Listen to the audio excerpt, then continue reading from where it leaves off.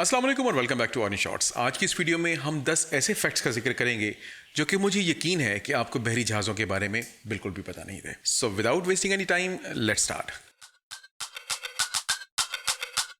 क्या आपको पता है कि बहरी जहाज़ों की ब्रेक्स नहीं होती? At least not in the classical sense. अगर एक बहरी जहाज़ को ब्रेक लगानी हो तो वो अपने इंजन को रिवर्स में चलाता है, रिवर्स पावर को एग्जीक्यूट करता है, and that is how they are able to stop a ship.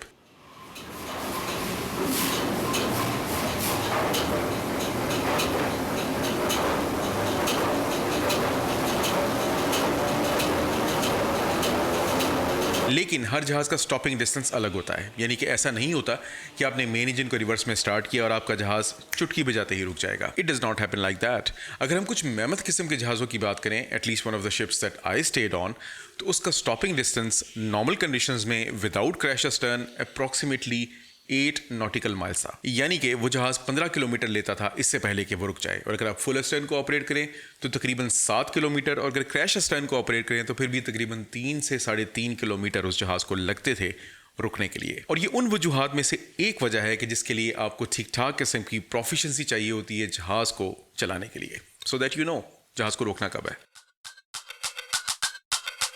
क्या आपको इस चीज़ का पता है कि इंसान की बनाई हुई वो सबसे बड़ी चीज़ जो कि इस ज़मीन पर चलती फिरती है वो क्या है?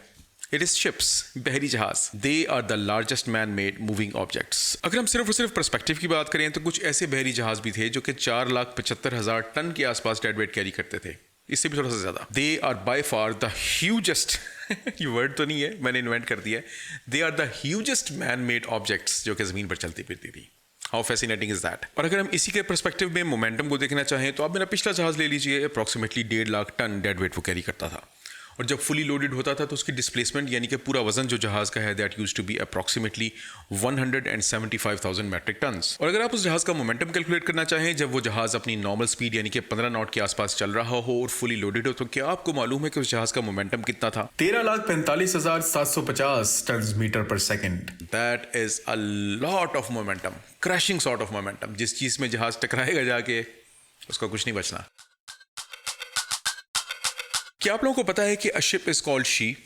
बड़ी अजीब सी बात लगती है कि एक नॉन लिविंग चीज़ है जिसको शी कहा जाता है। ऐसा क्यों है? Apart from all those funny facts जो कि आप आज तक सुनते हुए आ रहे हैं, let me tell you the real reason कि why a ship is called she. जहाज़ को शी कहना शुरू किया था रॉयल नेवी ने। रॉयल नेवी है यूके की, और रॉयल नेवी ने इसको शी इसलिए कहना शुरू किया था कि एक जहाज़ अपने क्रू को, उसके कॉम्प्लीमेंट्स को, उसके कार्गो को इस तरीके से संभाल कर रखता है जैसे कि एक माँ। वो उसको इस तरीके से गाइड करता है जैसे कि एक माँ, और वो उसको एक जगह से दूसरी जगह इस तरीके से लेके जाता है जैसे कि एक माँ। And that is the reason a ship is called she. और ये शायद उन कुछ नॉन लिविंग चीज़ों में से है, उन कुछ टेक्निकल चीज़ों में से है जिनको एक जेंडर दिया गया है, अदरवाइज किसी का जेंडर नहीं होता। क्या आपको पता है कि जहाज़ के सबसे पिछले हिस्से को पूप डेक कहा जाता है? It's a sort of a funny name, लेकिन प्रॉब्लम ये है कि बेसिकली इस जहाज़ के इस पिछले हिस्से को पूप डेक कहना इतना फ़नी नहीं है जितना पूप का असली लफ्ज़ जो है वो फ़नी है। इसको आजकल हम जिस सेंस में इस्तेमाल करते हैं, इसको किसी ज़माने में इस सेंस में इस्तेमाल नहीं किया जाता था। पूप निकला है फ्रेंच वर्ड ला पूपे से, और ला पूपे का मतलब सिर्फ और सिर्फ ये होता है कि पिछला हिस्सा। वो अलग बात है कि अमेरिकन ने बाद में पूप को कोई और ही सेंस दे दी, और आज जब हम पूप डेक कहते हैं एक जहाज़ को तो हंसते हैं कि एक जहाज़ का पूप डेक भी होता है। हम खुद गए थे जहाज़ पे तो हम हंसा करते थे, लेकिन टुडे आई नो कि एक जहाज़ के पिछले हिस्से को पूप डेक क्यों कहा जाता है, because it is the after most part of a ship. इसके अलावा कोई और रीज़न नहीं है, but yes the name does look, seem and feel funny.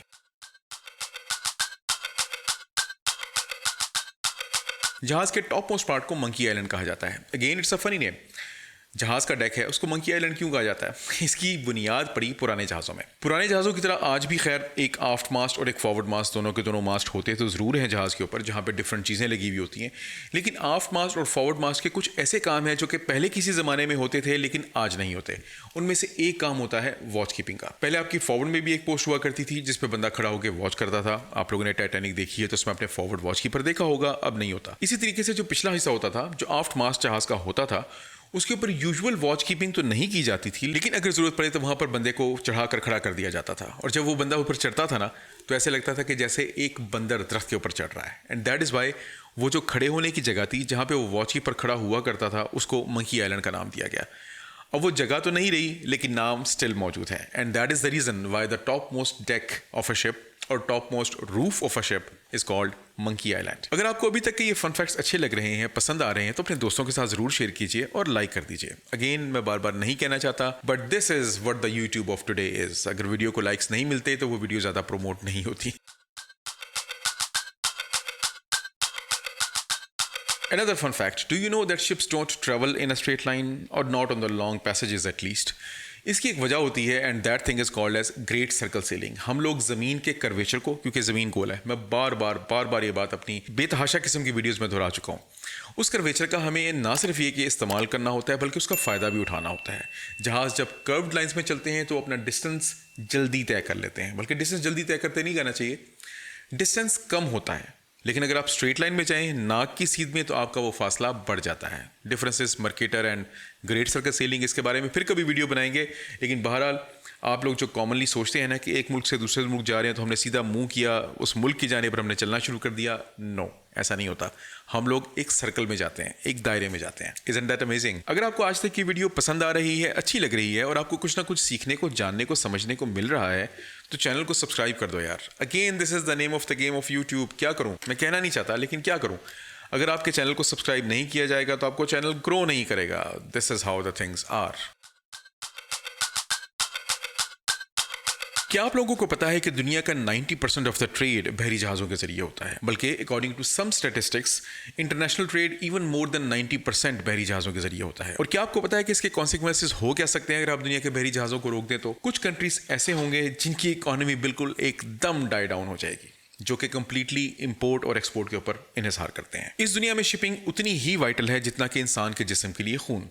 जैसे खून नहीं होता तो इंसान जिंदा नहीं रह सकता, इसी तरीके से अगर शिपिंग नहीं होगी तो आपकी तिजारत नहीं हो सकती। और मैं आपको अभी बता चुका हूं कि कुछ मुल्कों की इकोनॉमी कंप्लीटली कोलैप्स हो जाएगी अगर हम बहरी जहाज़ों को चलाना बंद कर दें। क्या आपको पता है कि दुनिया के कुछ जहाज इतने बड़े हैं कि अगर आप उनके ऊपर 2 चक्कर लगाएं तो आपका 1.5 किलोमीटर पूरा हो जाता है? They are so huge. I did one of the ships. उस जहाज की लंबाई थी तकरीबन 373 मीटर्स। इसका मतलब यह है कि अगर आप उस जहाज के 2 चक्कर लगाते थे तो आपके 1492 मीटर्स या 1.492 किलोमीटर्स पूरे हो जाते थे, almost 1.5 kilometre. They are the huge monsters of the sea. और बाय द वे, एक चीज का और जिक्र करता चलूं कि आप इससे पहले जो वेल्स, शार्क, फिश, इन सबको आप देखते हैं जो कि ह्यूज किस्म के एनिमल्स हैं, वो जहाज के सामने इतने से होते हैं। क्या आप लोगों को इस चीज़ का अंदाज़ा है कि एक बहरी जहाज़ का इंजन कितनी पावर प्रोड्यूस कर सकता है? अगर हम एक मिड साइज़ के जहाज़ की बात करें, ये टॉप टियर की बात नहीं कर रहा, मिड साइज़ के जहाज़ की बात कर रहा हूँ। मेरा लास्ट जहाज़ जो कि मैंने किया था, वो जहाज़ प्रोड्यूस करता था तकरीबन 25,320 बॉयलर हॉर्स पावर, यानी कि BHP। अगर हम इसको हॉर्स पावर में कन्वर्ट करें तो 3,33,117 हॉर्स पावर बनता है। इसका मतलब ये है कि अगर आप 2,108 होंडा सिविक्स को इकट्ठी करें तो 2,108 होंडा सिविक मिलकर उस जहाज़ की पावर के बराबर पावर प्रोड्यूस कर सकती हैं। खैर, ये कंपैरिजन कोई बिल्कुल टेक्निकल किस्म का कंपैरिजन तो नहीं है, but I think it can do the job. And one more fun fact, क्या आपको पता है कि जहाज के जनरेटर कितनी पावर प्रोड्यूस करते हैं? अगेन, ये पावर ज़्यादा भी हो सकती है, कम भी हो सकती है, ये सब डिपेंड करता है जहाज़ के साइज़ के ऊपर, उसके ऊपर क्या इक्विपमेंट लगा है और उसने क्या चलाना है। लेकिन एक मरतबा फिर अगर हम मिड साइज़ के जहाज़ की बात करें तो मेरे जहाज़ के पिछले जनरेटर्स एक 1135 किलोवाट प्रोड्यूस करते थे। इसका मतलब है कि वो 3 जनरेटर्स पावर प्रोड्यूस कर रहे हैं तो 3405 किलोवाट बनती थी।